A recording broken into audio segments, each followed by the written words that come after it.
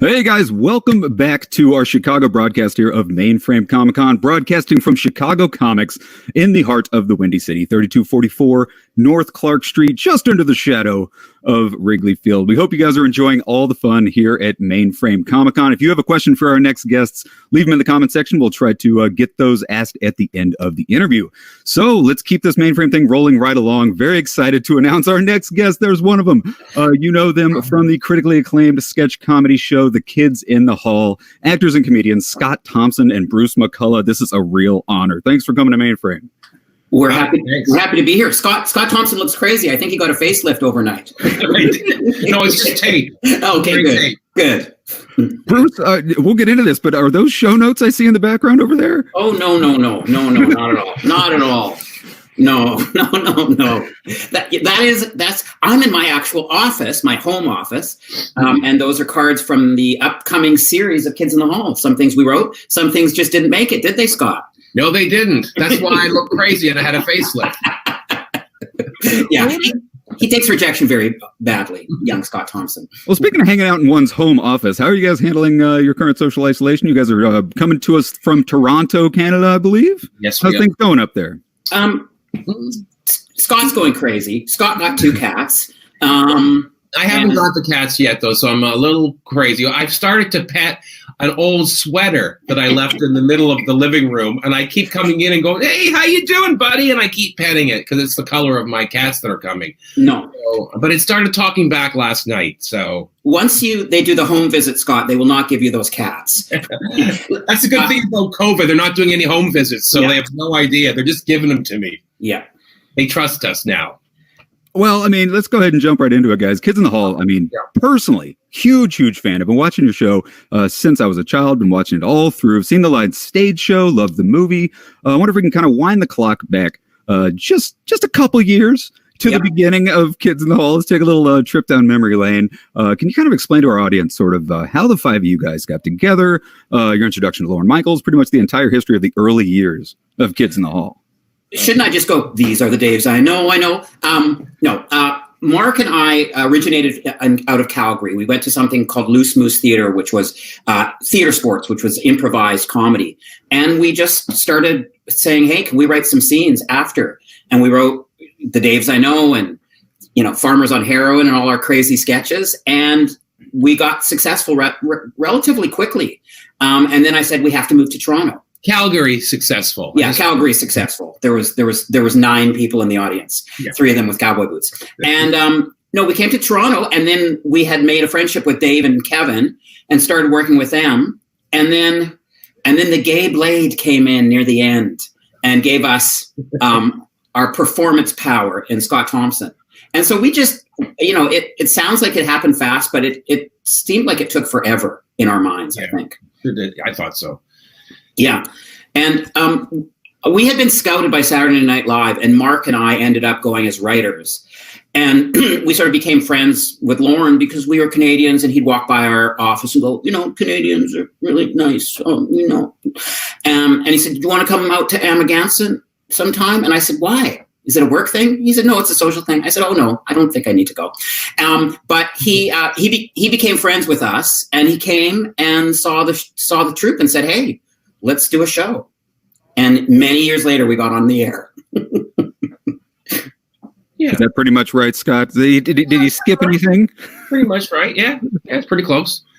And then Lorne brought us down to New York, and he wanted to test us in 87, 88. And he said, you're big in Toronto, and that's like, nothing compared to New York. He wanted to see if we could make it in New York. So he brought us down to New York. He put us up in really crappy apartments. He gave us an allowance, and he had us open for everybody. He just said, you're going to do it. You're going to open for all these people. You're going to learn. I'm going to give you an allowance. And at the end of 6 months, if you have an audience, then we'll really see about getting you a show. And it worked. We got a Rolling Stone story, and that was it. And in Canada, you have to be successful in the States before they take you seriously here. So that worked out. Well, let's go ahead and talk a little bit about the show, guys. Since it's just the two of us, I feel like we can be honest with one another. We can let all the truth fly. But out of all the 5 cast members, who do you think plays the sexiest, most attractive female? And can you point to a specific character who you think really crushed the other gender more than anybody else? May I say something here about this? Yeah. I've always found this very interesting, that men always say this. They always go, who's the best looking woman? As if the best looking woman is the most realistic woman. And I think I would say Dave was the most beautiful woman, that, because of an accident of genetics, et cetera, and the shape of his face and all the rest of it. And I also probably the most realistic too. So I guess he wins both. And it would be Jocelyn, the French Canadian hooker. Right. The most beautiful woman in the show. Not played. Bruce, do you agree? Well, I guess it's always such a weird question. I mean, of course, I think I'm the cutest woman, but because I have those nice little feet and I've got my little runner's legs. Especially in the movie. They're just so adorable in Brain Candy. But it is funny. I took to the drag slowly because we'd always get asked interviews about it. Tell me about the drag. And it was like, it wasn't a big thing to me. Like it didn't feel anything different than just putting on a suit jacket, which is just as foreign as putting. So I don't know. I think though we became alive when we started playing women. Because I think when we started, we didn't really play women.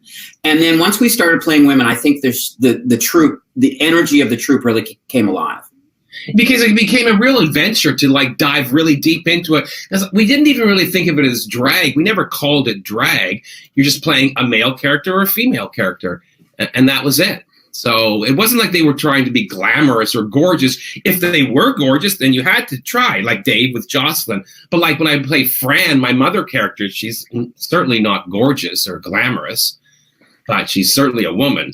And it was a real adventure. I mean, a real adventure, actually. Well, you talk about coming up with new characters and stuff. Can you tell us a little bit about the creative process with the whole troupe? I mean, do you guys all come up with your own characters and skits, or is it a really group effort?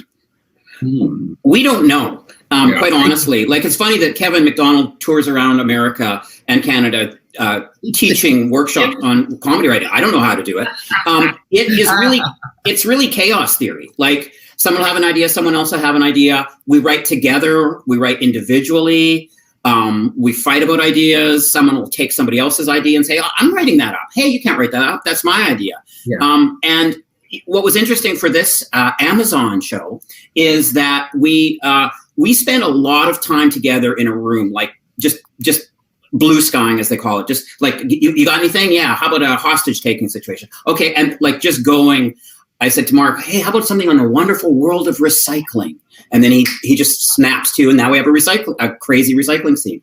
And I think our show, the new series, is going to be really good for that reason. That before COVID, got us working virtually, we spent weeks together around a table in the way we really probably hadn't, right, Scott? And I think it really helped us face each other, laugh at each other's ideas, and when the Pixies go on the road, they got to play with each other, and that's what we did.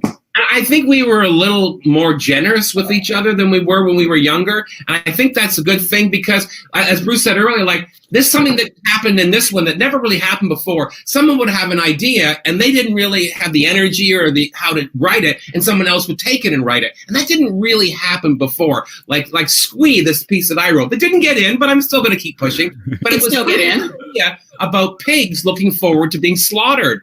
But I loved it because I knew how to write it. And but that sort of thing didn't really happen before. I remember when Bruce, when you tried to write the Buddy Cole monologue. Right. I was having none of it years ago. Yeah, once I wrote him a monologue and he said, I'm not doing it, but I'll strip it for jokes. I did. I mean, I still might do that today, but I would be much more open to thinking, geez, someone else might have a good idea too. Right.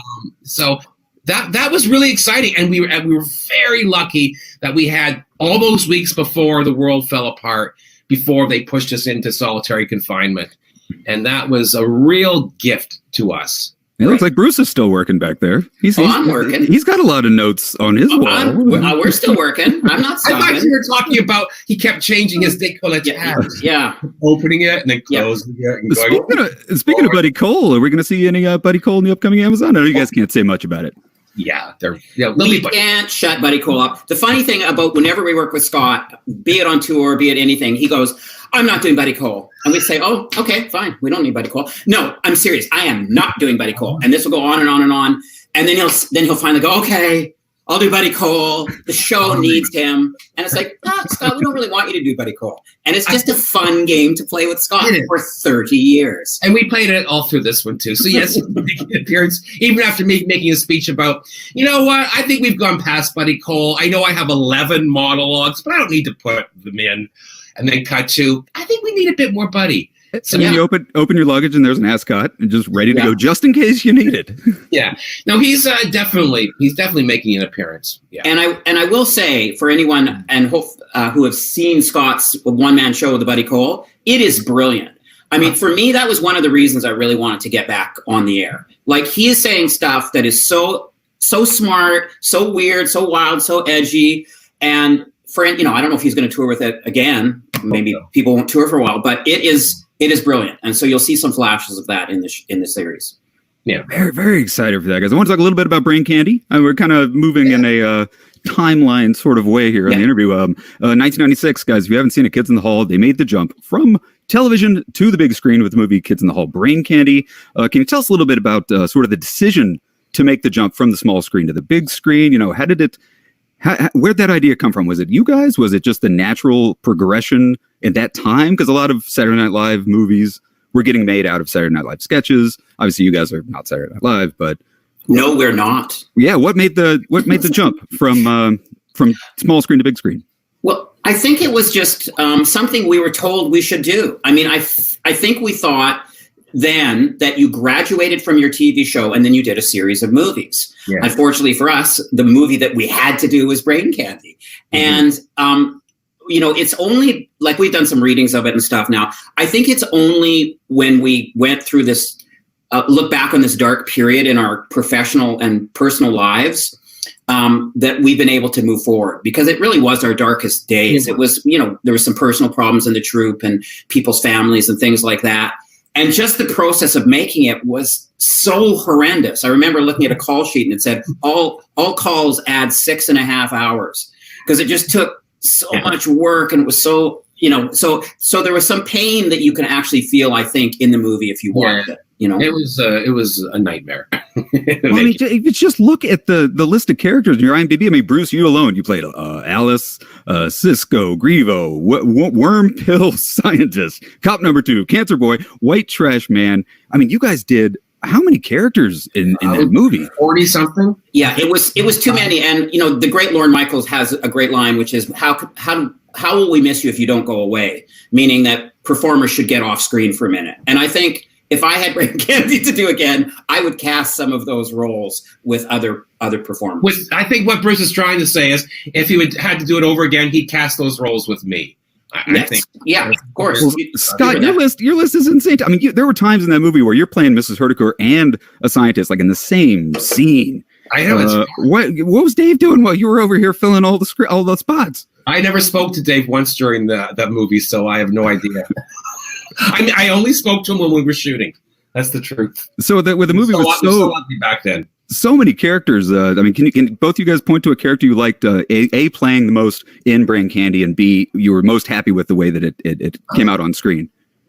Well, I mean, I have to say Cancer Boy, because it is the beauty of our stupidity. Like, and the fact that we didn't cut Cancer Boy out of the movie, which was, it took a hit. Like they pulled the advertising when we wouldn't take Cancer Boy out of the movie, or minimized it. And so it was, win the battle, not the war. But I still think that sweet little soul of that little guy, there's just something about him that I loved so much. And so I'd have to say Cancer Boy. Yeah, I agree. I think you're right. I think it was Cancer Boy, and I can't believe people still to this day think Bruce played Cancer Boy. It's unbelievable to me. I let it go. You know what? I've gotten gracious. I think that's the only word for me. Yeah. Well, I mean, another character, and then this one always kind of fascinates me. In 1997, Mike Myers famously parodied Lorne Michaels as Dr. Evil and Austin Powers, but you guys did it first when Mark McKinney played Don. Don Roartor. Yes. Did Lorne know that was coming, or did it take him by surprise? Was it his idea? Did he have to give you the green light, or did he even realize you guys it was an obvious Lorne Michael parody? I remember we had the first screening at Paramount.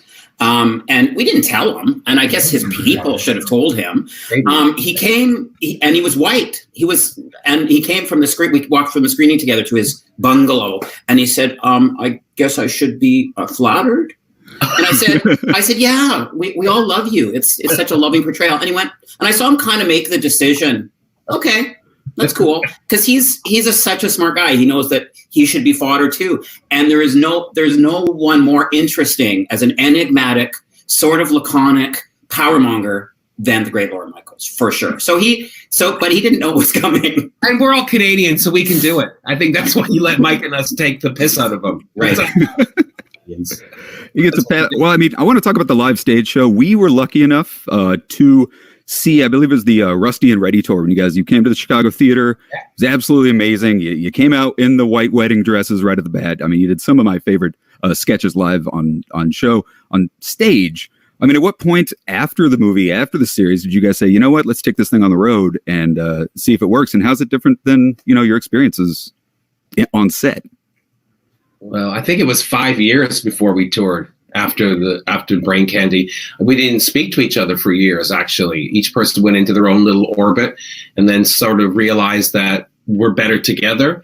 And then we slowly came back together again. And I guess 5 years after we put everything to bed, we started touring again, and it was fun.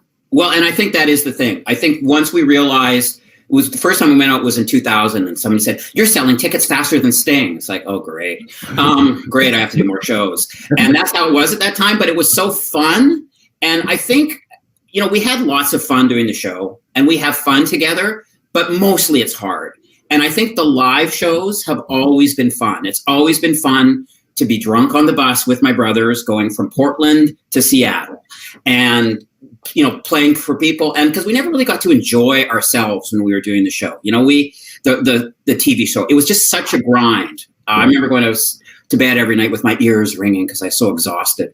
But the tour was so much fun that we wanted to keep doing it. And the great thing about touring and performing like that, you don't have to write; you just have to perform, and that's a beauty, because writing is such a burden.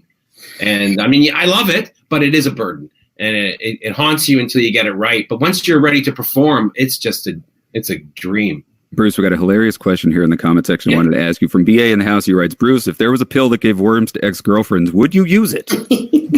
Okay. Well, I would need hundreds, to be quite frank. Okay. No, that would be cruel. That would be misogynist. I couldn't. That'd be horrible. That was just a character I was playing. That's a terrorist act. Yeah. Let's talk a little bit about the Amazon show. Guys, it's coming back after so many years on Amazon Prime Video. It is the first ever Amazon original series, Canadian Amazon original series. You guys proud of that? Is that something that you're like, wow, we're the first? Yeah, very proud. Yeah. I mean, it's, we feel like we're Canadian. And it's when we were starting to talk about what we would do for a show, like, oh, we're not at the CBC. Oh, that's weird. But Amazon seemed like such a great place that it felt like really the right thing to do. And they didn't say they were going to change all the references, which was always a struggle before. They were like, yeah, you're Canadian, you don't have to change things to make it American. And that's amazing, because that's always been a struggle. Well, Americans can't relate to it if it's Canadian. I think that people are past that now, and I'm really glad of that. And Amazon they've not said anything about that. So they go, you be who you are, and part of who you are is sadly Canadian. No, they've embraced that. I mean, I think that's part of their spoken mandate. We're finally a country. We're like, oh, you're like British. If you're British or German or whatever, they just say, do who you are. So we are who we are. We tried our damnedest to kill it, but we can't. You guys are a beacon of hope for everybody down there right now, I got to say. So, I mean, how much, percentage-wise, how many new sketches are we looking at versus how many sort of recurring? I know you can't talk about a lot. Right. We don't want to pry, but is it? No, I'll read you some stuff. Just kidding. Hit it.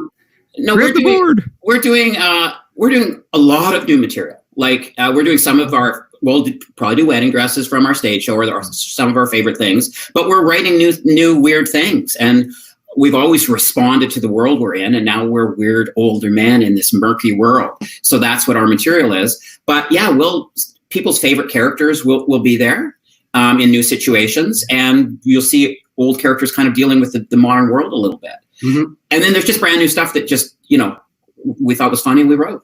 And again, we were so lucky because we had half of the time before COVID and then the other half after COVID. So we're so lucky that we get to write about the two worlds.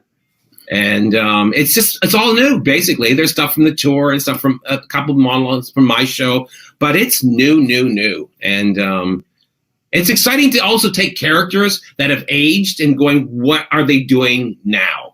The kid in the chair, the painting of the chair, and he's all grown up. We can't. No, he'd still be a kid. We've talked about this. The Cathys have aged. Brandon Gordon have aged. Like I think two characters don't age. Buddy and Gavin haven't changed. Yeah. They're exactly the same age as they always were. There we go. Diaz. We wish we were Canadian. So, I mean, obviously, there's been no release date set for the show, as far as I'm aware. Was a relaunch of the show something that you guys always kind of had in the back of your mind, or was it something that you just kind of decided to do recently? Oh, no, it's just been in the back of our collective mind for quite a few years, I think. Yeah, and I think, to be frank, Scott has been beating the drum the hardest. He would take me out for lunch every 6 months, come 40 minutes late, and then plead that we should do the show. We're so weird as a group. Like, we don't make any sense, the Kids in the Hall. No. And I think we all wanted to do it. We just never got around to it. And then somebody was busy, and then somebody else was busy. And it sort of became like, okay, if we don't do it now, we're never going to do it. Yeah. And I think we've loved each other so much over the last few years that it felt like, let's do this again, because we still have stuff to say, Yeah, because I don't know, like, for me, it's just like, it's the place where I'm most myself. It's where I get to do what I do. And I think all of us are like that. And so I've wanted to do this for quite a few years. And I'm because I want to comment. We want to comment on the world as we go through it. It's like, that thing 7-Up, where they go back to those kids every 7 years. We're kind of like that. We're like the 7-Up gang. We're now the, 59 Up gang, you know? Well, I remember when I went to see Mavis Staples one night, and she was 75 at the time, and she was so amazing. And I remember at the end of the show, she said, I've got CDs for sale in the lobby. Yeah. And for some reason I said, okay, I'm a blues musician. I got to keep doing this. And that's why I even do my own shows. I don't care if there's 200 people or 2,000 people there. We're kind of blues musicians. We got to keep doing it. And I think that's what I got to. Yeah, I'd say mine was my experience with that was B.B. King in the 70s. Going, look at that fucking man! It's unbelievable. And so that's who we are. Yeah, B.B. King and Mavis Staples. It's been pretty obvious for years, but I think we are black icons. It's so clear. Pretty much, we're black blues musicians. I had a question from a DJ Stang GFX in the comment section. He said, question, did you guys think back to Shakespearean times where the man portrayed women for inspiration? Well, it would be Scott, if anybody. I would answer to that. I would say maybe no. Also, at the same time, the reason that we played women is very much the same reason they played women back then. Because back then, they had no women. Women weren't allowed to be actors. They were basically, an actor was a whore. Right. And you could be both. And so you cut to us many, many years later, and we didn't have any women, so it was necessity. Yeah, we were such losers that we could attract no women at all to work with us. And this is how bad they were as men. I'm the gay guy. I got way more women than they did. This is how unheterosexual a group this is. A question from Andy King. He said, hi, Andy. He said, hi, Andy. I'm Andy, too. Well, that doesn't make any sense. Wrong one. Well, he's at the bong. It's COVID time. It's the cocaine and the bong. You could have said Randy. I mean, come on, Andy. You got to read between the lines. He says, Z is me, says, will there be more Shadowy Men music? There will be more Shadowy Men music. Yes. That's almost the first question we asked ourselves, and people ask us, because really they have always made us hip. We've never really been hip. We've never really been cool, but the Shadowy Men are fucking cool. Yeah. Yeah. So we're going to stay with that. Yeah. So, guys, anything else you can tell us without breaking any sort of contracts about what people can expect from the new show? Anything you guys are working on? Bruce, read some stuff. I got a script. Let's take a look at the wall real quick. You know, this might not be let's take a tour of Bruce's office. Excitement as when we were young, but there will be nudity. Older male nudity. I hope Thank there's you, no Amazon. There's no nudity. I just want to show this picture. I hope there's not too much glare on it. Oh, I'm gonna get when you do that. I got one to show. Yeah, it is the inspiration of my life, and most of the Amazon series will be about this picture. And it is a picture I found on the street 25 years ago, and it is my most prized possession. I love that picture. Half of the show will be inspired by that, and the other half will be inspired by this beauty. Bruce, you remember this? Oh yes, very well, very well. Tell the little story about that. You found it, didn't you? Yeah, I found it in the street. That's where all my stuff comes from. And I still have it, and it's down in my office, and it's going to be my new avatar. There you go. There you go. So that's what our show is going to be about. Are you pleased that I have that still, Bruce? Oh yeah, I am. And then the other part will be Ted Kennedy doll, teddy bear, which is so that's what the Amazon series is going to be all about. And this will be the credits. The credits will be here. And then, of course, the closing of the show is my David Bowie quote. Yeah. I know when to go out, I know when to stay in. And then, of course, we're like, we're the good guy, but, we're also the bad guy. Yeah, good bit, Scott. Good bit. Good bit. All right, I want to ask you if this means anything to you in the comment section. From Catherine Cox says, "Hey, Bruce, this is Jane's mom. She certainly was attracted by you guys. Do we know who Jane is and who her mom is?" No, but I see a picture of her mom. She's not bad either. Not bad. Yeah. That looks like... Yeah. No, I'm not going to say anything. I'm just going to put the ram's head back up. Yeah, he needs the ram's head. Put my crotch right here. There you go. There you go. Oh, here we go. Professionally later. I shouldn't have done that. I shouldn't have ripped it off the wall. Didn't even. Big Boss writes, "This is going off the rails, and I love it." Yeah, this is what our pitch sections have been. Scott doing like bits while we're actually spilling coffee on his computer and doing bits while we're trying to write. Can't do comedy this way. Yeah. Well, guys, I wish we could do this all day long. We got to wrap it up. We're going to move on to our next guests, which are the cast from the movie Clerks. Thank you so much, Bruce and Scott, for coming to Mainframe Comic-Con, donating your time generously. Anything you'd like to tell the audience out there before we let you go? No, just that we love you. Yeah. Stay sane. Stay safe. We'll all get through this. Well, guys, look for season 6 of Kids in the Hall on Amazon Prime Video coming at some point.